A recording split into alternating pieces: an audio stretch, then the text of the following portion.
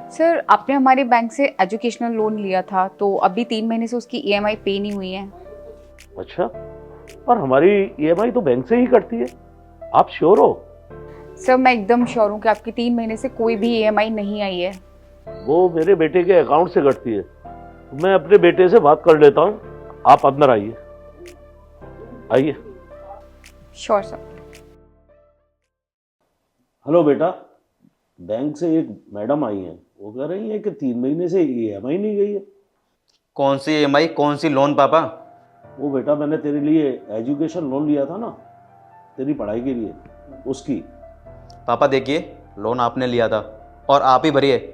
आप मेरे को मत बोलिए बनने के लिए, आपने मुझसे पूछ के लोन नहीं लिया था। बेटा मैंने जो भी कमाया था वो पूरा पैसा तेरी पढ़ाई में लगा दिया, अब मैं लोन कहाँ से भरूंगा? कहाँ से भरूं? आप ऐसा करिए, आप घर भेज दीजिए और आप जाके वृद्धाश्रम रहिए, ठीक है? लेकिन मुझे पैसों के लिए फ़ोन मत करिए दोबारा से। ये क्या कह रहे हो बेटा?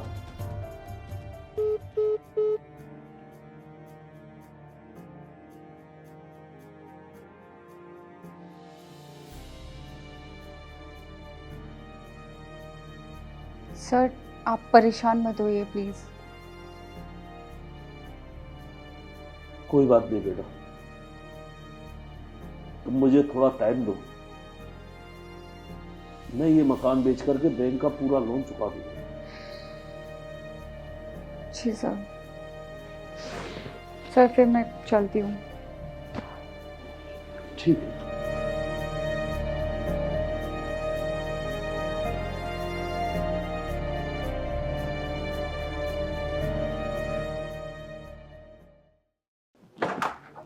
नमस्ते सर।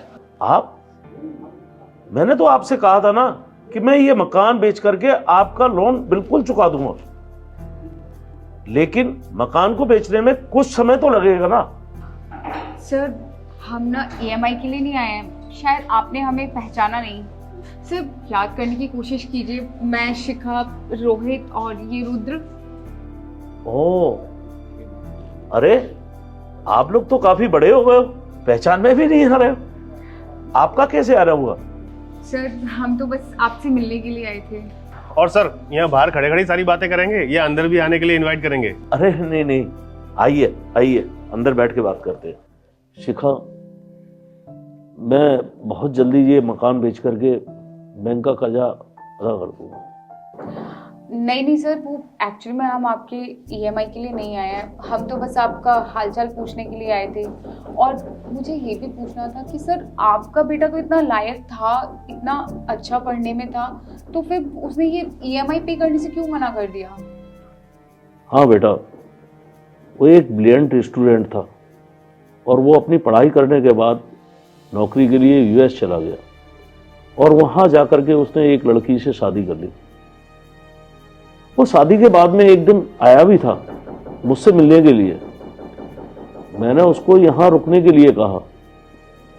इसी बात पर हम दोनों के बीच में कुछ कहा सुनी हो गई और उसके बाद वो यहाँ से चला गया। उसके बाद से उसने ना तो मेरा कभी हालचाल लिया, ना ही मुझसे कभी कोई बातचीत की, और शायद इसी वजह से वो ईएमआई नहीं अदा कर रहा। लेकिन तुम चिंता मत करो, मैं बैंक का एक एक पैसा चुका दूंगा। बस थोड़ा ये घर बिक गया। नहीं नहीं सर, आपके घर बेचने की कोई ज़रूरत नहीं है, और ये ईएमआई की बात वो हम पे करेंगे। और वैसे भी सर, आपने हम तीनों के लिए कितना सब कुछ करा है। सही कह रहे हैं रुद्र, जब हमारे पास पढ़ने के लिए पैसे नहीं हुआ करते थे ना, तो आप हमें फ्री में पढ़ाते थे और उस समय आपने हमारी मुसीबत के वक्त में मदद की, तो क्या आज हम आपकी मदद नहीं कर सकते? और इसको कुछ एहसान मत समझिएगा, ये आप हमारी तरफ से गुरु दक्षिणा समझिए। नहीं नहीं बच्चों, मैं तुम लोगों से कैसे मदद ले सकता हूं, ये ठीक नहीं है। सर आप कैसी बातें कर रहे हैं? और वैसे भी हम तो आपके बच्चे जैसे ही हैं ना, तो आप इस तरीके की मदद लेने वाली बातें मत करिए। सर हम आपके बच्चे हैं और हमारा आपके लिए इतना फर्ज तो बनता ही है। और सर अभी अभी आपसे रोहित ने कहा ना, आप इसे अपनी गुरु दक्षिणा समझिए। और अब से आपकी एक बेटी और 2 बेटे हैं। हम आपकी हर ज़रूरत का ख्याल रखेंगे, जैसे आपने बचपन में हम लोगों की ज़रूरत का ख्याल रखा था। और सर वैसे भी हम लोग आज जो भी कुछ है ना, सिर्फ आपकी वजह से है। आप लोग खुश रहो, खूब तरक्की करो, यही आशीर्वाद है बस इस बूढ़े शिक्षक के पास।